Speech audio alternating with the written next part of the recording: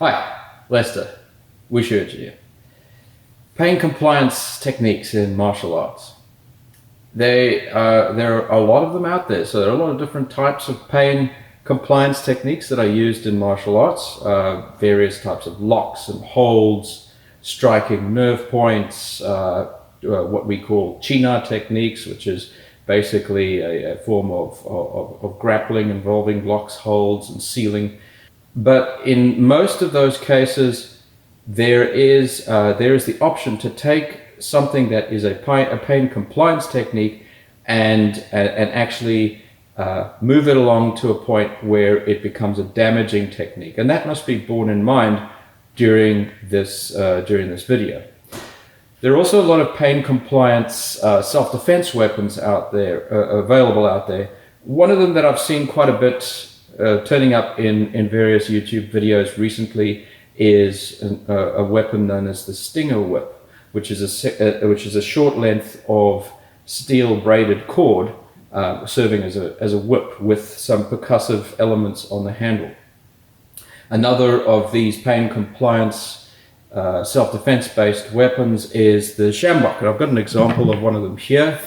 And this is a weapon, or a self-defense weapon, or a tool that was used quite a lot in South Africa, often by herdsmen driving animals, but also for self-defense.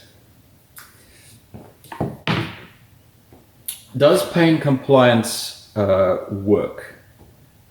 Well, it's a complicated question, and the answer is actually yes and no. It works very well against normal people in normal states of mind. However, these are not the type of people that you might be encountering.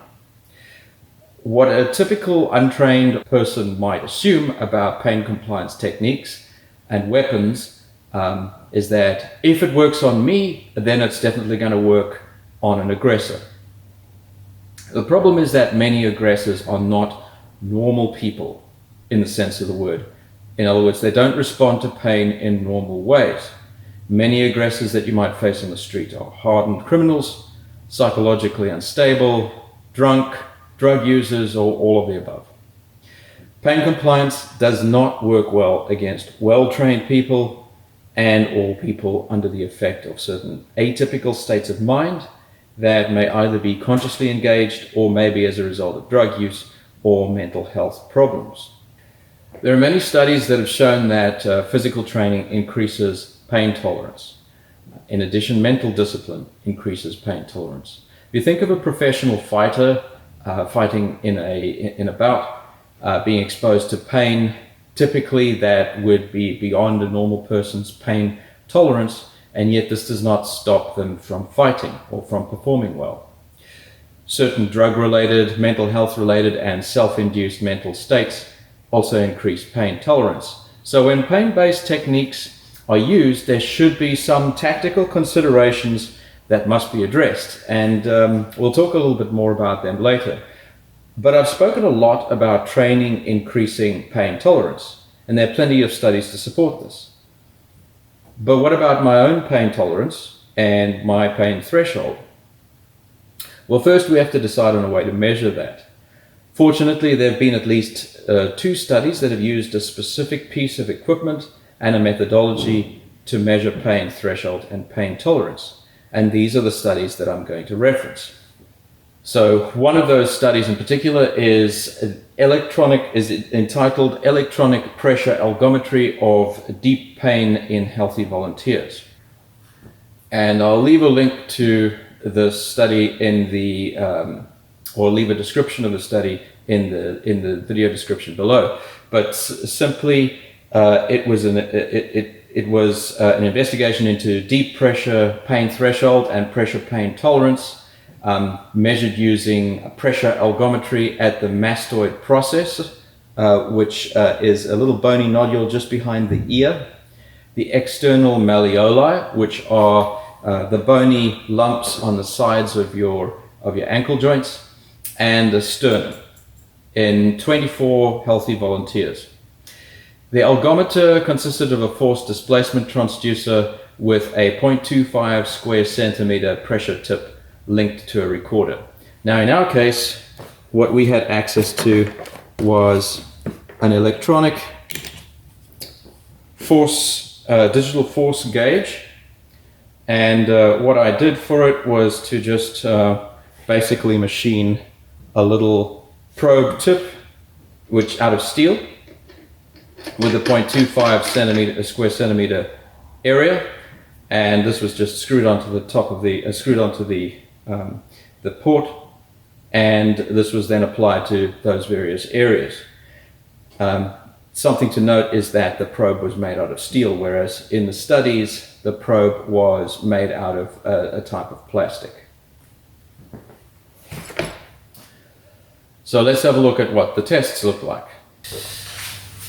Alright, so what we're going to do is the Wushu scientist is going to apply the force probe to my sternum, and I need to signal to her when I can start to feel pain. So that's my pain threshold, and then she's going to continue applying force until I feel that I've reached my pain tolerance level, and then I'll indicate, and then the test will stop for the sternum. Okay, and I'll be applying pressure at roughly 10 newtons per second.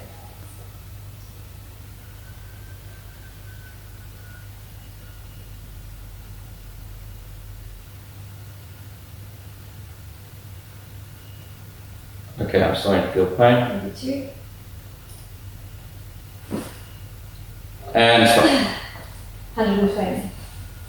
Okay. So that was. I was going to fall out of the chair. Okay, good.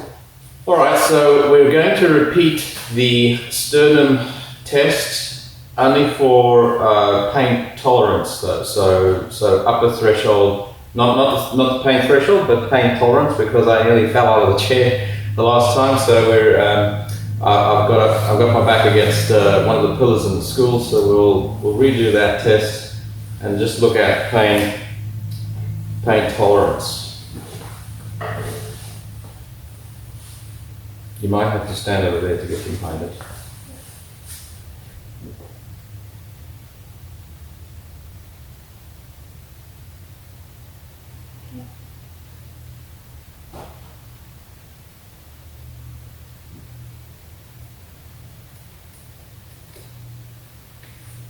And stop.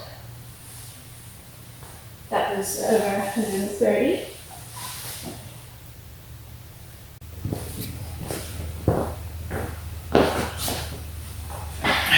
So what we're going to test now is we're going to do the test on the mastoid, which is like a little bony protuberance just on the side of the skull, just below the ear. The Wushu scientist is going to be applying the probe there, and yeah, so we'll see. I'll signal when I reach my pain threshold, and then up to pain tolerance.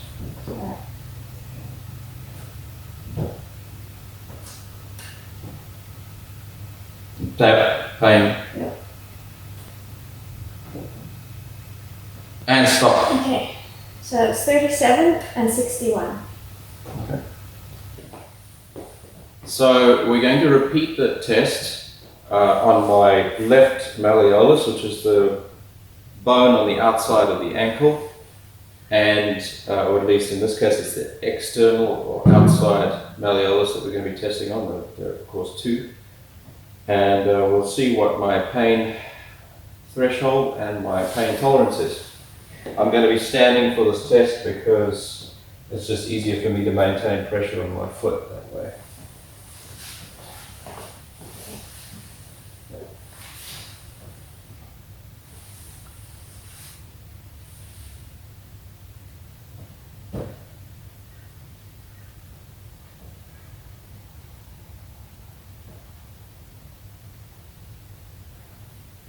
Okay, I can feel pain. 55.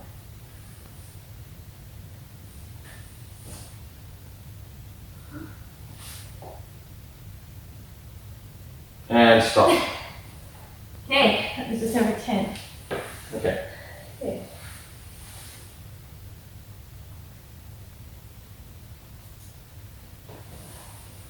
All right, so we'll have a look at all those numbers and see what they all mean.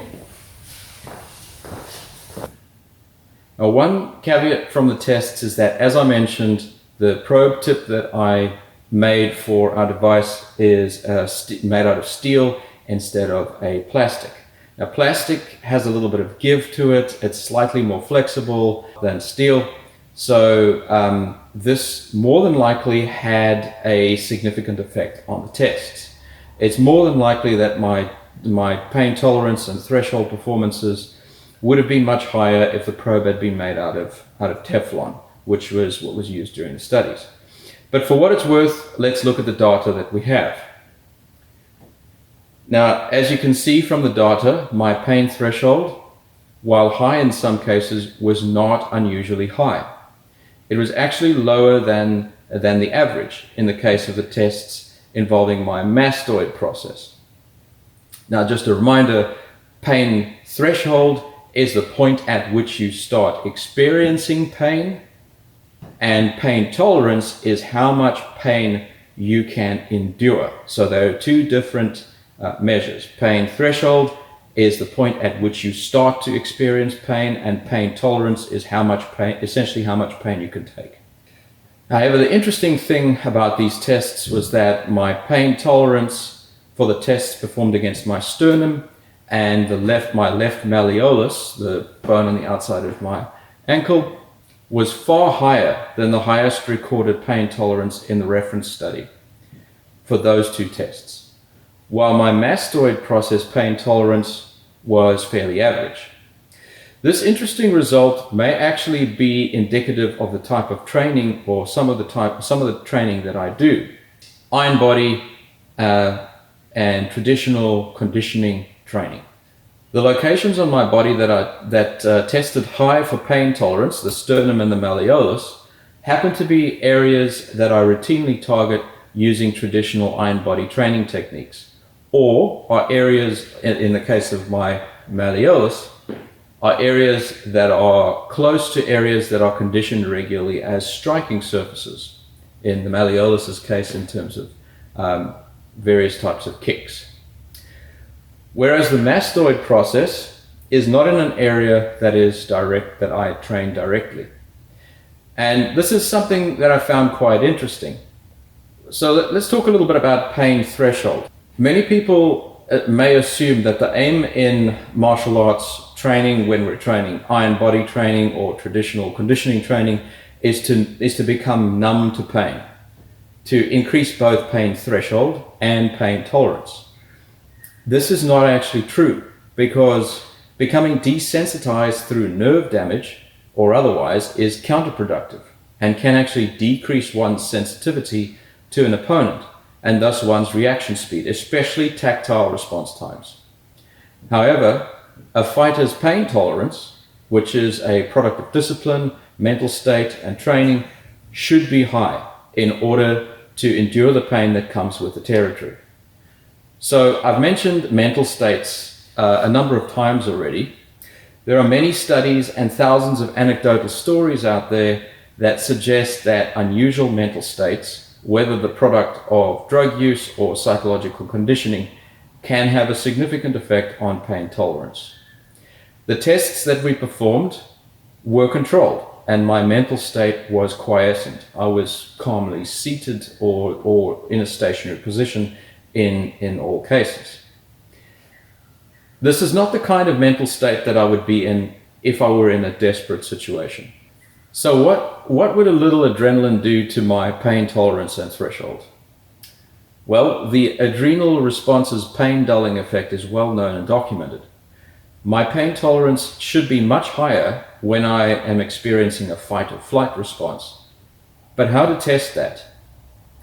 Emulating the kind of mental state that I would be in a fight is difficult to do in a controlled environment, and I could, especially with the equipment that we were using, and I could not think of a way of repeating the tests that we performed in this kind of scenario.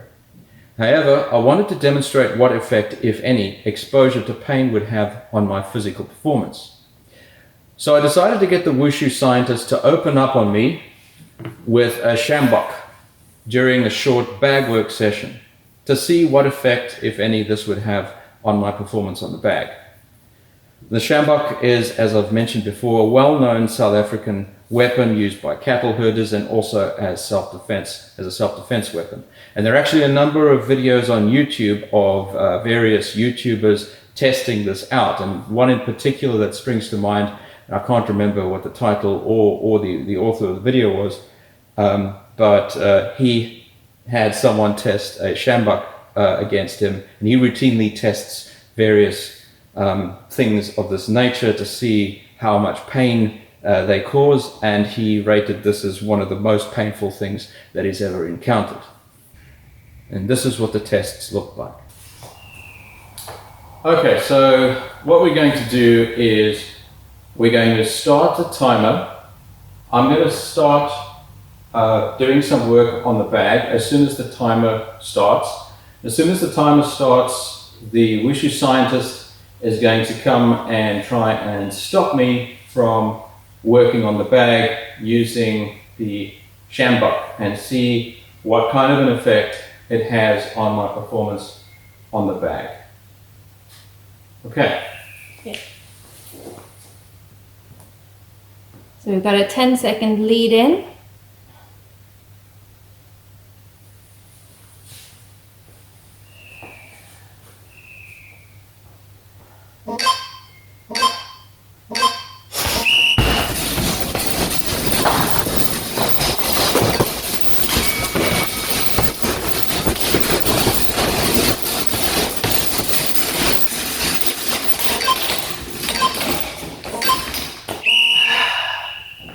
Ooh. How are you doing? That's smart. I think there are going to be some welts on the back.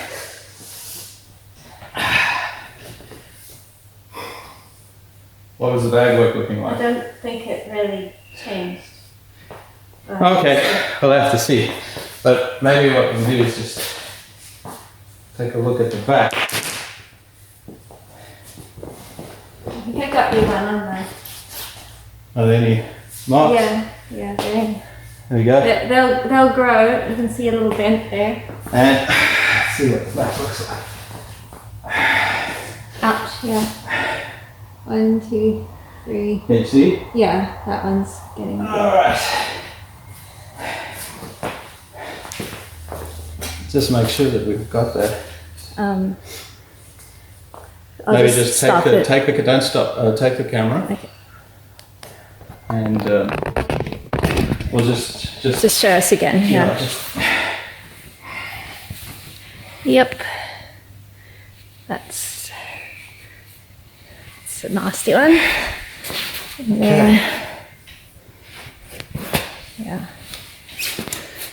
Okay, so while not particularly pleasant and not necessarily something that I'd like to do on a regular basis, I'm not into that kind of stuff. That pain, that level of pain, doesn't necessarily stop me from attacking the bag in this case. So something to consider. So the test that we performed with the sjambok wasn't particularly scientific, but it did allow me to adopt the kind of mindset I would have in an actual fight and being exposed to pain. Note that during this test, while I was not allowed to fend off the sjambok or confront the wushu scientist directly, those were the rules of the test, I could move around, increasing the difficulty of landing strikes on me. I felt that this would be more appropriate and would more appropriately mimic a real situation, because a determined aggressor facing off against someone wielding a sjambok would not just stand around waiting to be hit in the most efficient way possible. So the interesting takeaways from all of these tests are: A, although pain compliance techniques may work well against normal people in typical states of mind, they may not work against an aggressor on the streets. So you need to plan and strategize appropriately and have alternative techniques at hand, or know how to push the technique to the point where it can cause actual physical damage, or could render an opponent incapable of continuing if you are going to be using techniques like that. B, inducing adrenaline rushes and entering a fight mentality appears to significantly increase normal pain tolerance levels. As you could see from my performance with the Shambok, it didn't have any notable influence on my either willingness to continue or my physical performance. C, iron body and other traditional conditioning training appears to have a significant effect on pain tolerance, which I found really interesting, increasing it beyond normal human maximums. And finally, iron body and other traditional conditioning training, when practiced properly in accordance with the traditional guidelines, does not necessarily increase pain threshold, which is a good thing, because becoming numb to pain is not a good attribute to cultivate. So I hope you enjoyed that video, and I'll see you all again next time. Cheers.